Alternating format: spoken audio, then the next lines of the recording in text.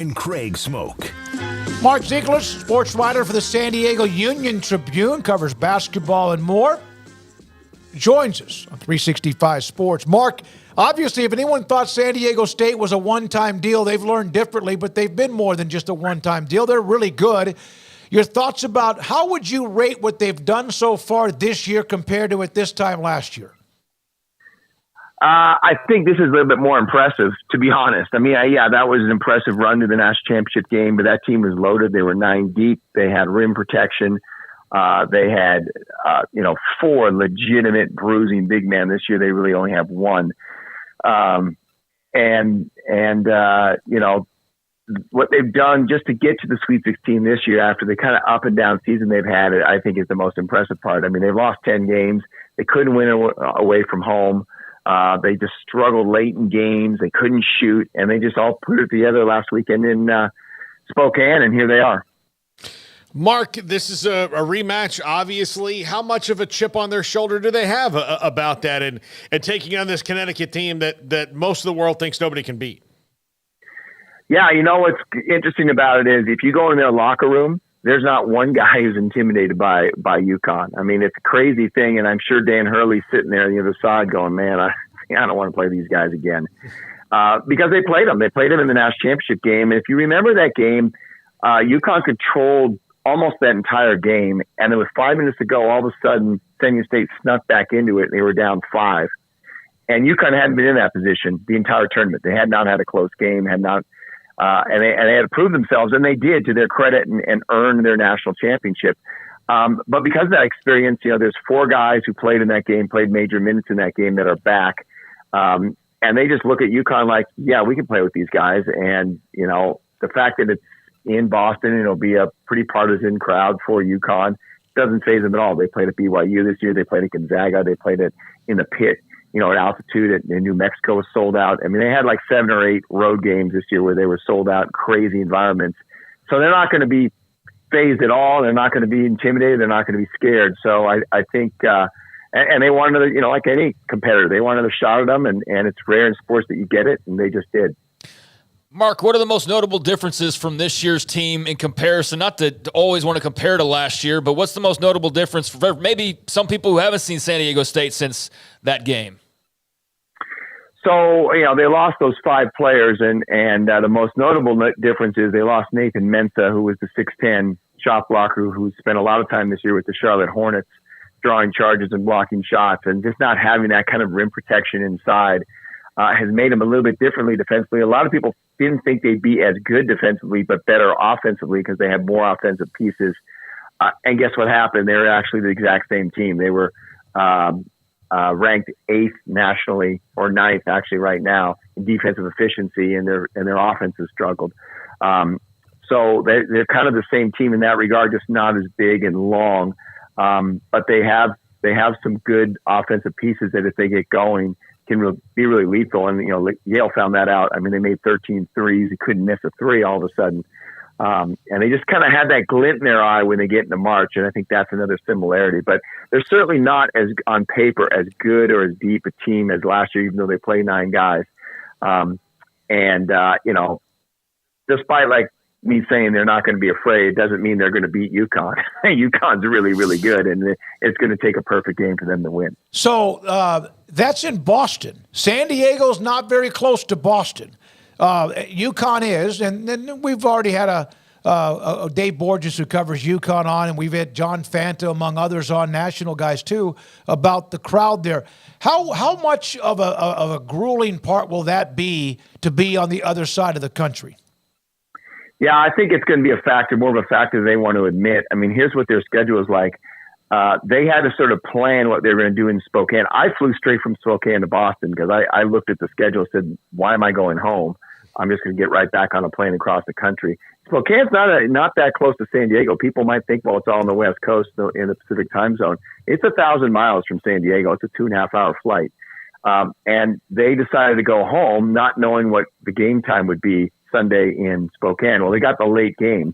They didn't get on a plane until after 1 a.m. and got home in their beds at 4 a.m. Monday morning, woke up, had a practice in the afternoon, and then Tuesday morning woke up early, practiced, and got on a plane back out here. and then they get here and they get handed the first practice at TD Garden at 10 a.m., which is 7 a.m. on their body clocks. So they're waking up at 5 a.m. on their body clocks. So I think it's going to be a factor. But, last year you look at that team, they got shipped to Orlando in the first weekend, and then they came home, and then they went to Louisville, and they came home, and they went to Houston. So if anybody can do it, and they're a mentally tough team, it's them. But it has to be a factor when you consider that the team they're playing just bust to New York and then bust 90 minutes from their campus here, and is going to have a home crowd behind them. If they do win the game, what will be the reason why? They hit shots. They're going to have to hit a bunch of threes. Again, they're capable of it. They've showed it, but they just haven't done it very often. But if they get, again, like I said, they get that little glint in their eye in March and something happens to them and they just kind of turn it on and they start making shots, they can hang around the game. I think it's going to be, and I'm writing a story about this right now. Last year, they got it to 5. And Jordan Hawkins, you might remember, hit an incredible three-pointer right over Lamont Butler. They defended it pretty well, made that three, and that was the game. But they want to get him in that situation. I don't think they necessarily have to lead this game early. I don't think it's one of the things I got to get to a great start. I think the best plan is actually to be behind by 10 or 12 almost the entire game, make a spurt with, inside 8 minutes to go and get to that last media timeout, within 2 possessions, and then see what happens to UConn. That home crowd can turn on you. They start getting uneasy, start thinking about how much money they paid for Sunday tickets. Tickets here are going, the get-in price tomorrow is like $700. So fans start getting uneasy, and they start getting a little, you hear those groans and an anxious kind of feeling in the arena. That can turn on a team. And so I think that's the plan, is to see if they can keep it close and get in those last few minutes and then just see what happens. Sometimes the bracket falls your way, and then, of course, there's sometimes that you interrupt all of that when playing the number 1 team in UConn. But they did get Yale with their shocking win in round 1, and then they took care of them very easily. UAB, that's a 12 and a 5. I looked at their losses. They have maybe a couple that were burps, but BYU's a tournament team. New Mexico a couple of times a tournament team. Obviously, Grand Canyon a tournament team. Colorado State a tournament team. So they've played good people. That conference does have really good basketball. How much does that prep them? Oh, 100%. Look, whatever they face in TD Garden is not going to be harder than what they faced, and it'll be easier, in fact, than what they faced in the Mountain West. Because one player said to me, he said, look, yeah, it's going to be a big crowd for them and a home field for them, but there's no altitude. We can see the water right out the window. And we're used to doing this at 5,000 feet, at 7,000 feet from a sea level team. That's really hard. And you've got to be 10 or 15 points better just because of the altitude. So you don't have to worry about that. So I think that really helps them. And you're right. The losses they've had have been, they've all been close. In every one of their losses, 10 losses this year, it's an incredible stat. They either led in the second half or were within 1 point. And they just did make some plays down the stretch, and that's something they struggled with. And the other thing to remember is this bracket is set up exactly the same as last season. They played a 12. They were 5 seed. They played a 12, struggled in the first game, got that out of the way, exhaled, came out in the second game, got lucky with an upset of 13-4, blew out the 13, and then guess who they got in the third game? The number 1 overall seed. Last year was Alabama and Louisville, a few hours from campus, and they won that game, and no one thought they would. So I think, look, are they going to win tomorrow? Almost certainly they're not. But would you doubt these guys after seeing what happened last year? I wouldn't. So I got a question, Mark, on San Diego State. They've had a history with their basketball program. We even know their history in football, too, and I'm going to get that in a moment. How much does basketball mean to that town and to that university? That's a great question. I'm glad you asked it because, most of these big basketball programs are in small towns, small college towns. San Diego is a major metropolitan area, but it's really embraced college basketball because there is no NBA team. We have no NHL team in the winter. We no longer have an NFL team. And the one team that's left is a spring-summer sport, and that's the Padres. And people root for the Padres, but as we all know, they don't have exactly a winning tradition.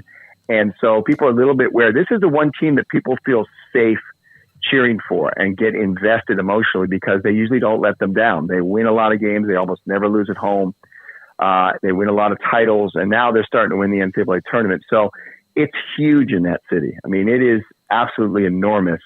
I mean, the stories I heard from people who watched Lamont Butler's shot against FAU last year in bars, I mean, hugging strangers and beer flying around. I mean, it was crazy. It was like, V-Day type celebrations. And it's because we don't win anything in San Diego. Teams don't win except for indoor soccer titles, and people are really hungry. So, yeah, it's a big, big deal. Not so much the football program, the football team, because there's a glass ceiling on mid-major football, group of 5 football. But in basketball, the beauty is you can play against the big boys and you can beat the big boys, and they do.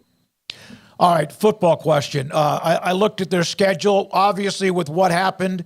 And we had you on before, Mark, about all the unknown, the speculation about the Pac-12, and as it was breaking up and eventually now down to 2 with Washington State, Oregon State. And the Aztecs play both of them because those 2 schools needed people and obviously wanted to be a part of that conference as much as they could be while still being the Pac-12, too. How much do having those type of schools on the schedule and how all that worked out, is everybody pretty happy with it? Yeah, what's interesting is, so the deal is that the 2 schools, Oregon State and Washington State, would play, get 6 games or 5 games each from the conference, and you'd usually play one or the other. So this year, San Diego State got Oregon State. Well, it turned out they'd also already previously scheduled Washington State in a non-confererence game, so they kept that, and they're going to get them both.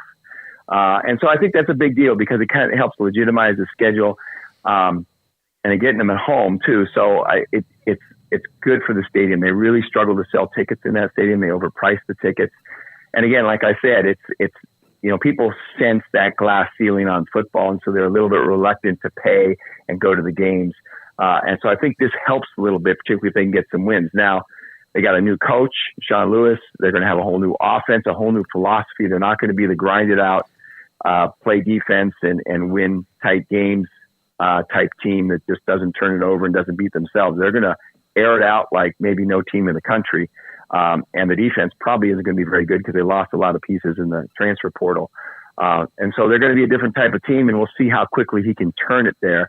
It might be a little bit of a rough season next year, not like a 3-9 rough, but maybe a 6-6 type season. And then I think in future years, once he gets his feet under him, they'll be a little bit better and improved and maybe kind of capture the imagination of the fan base. And the Sean Lewis thing was weird how that ended at Colorado. It's like all of a sudden they were they had that great start, and my God, they were the talk of college football, then all the breaks hit.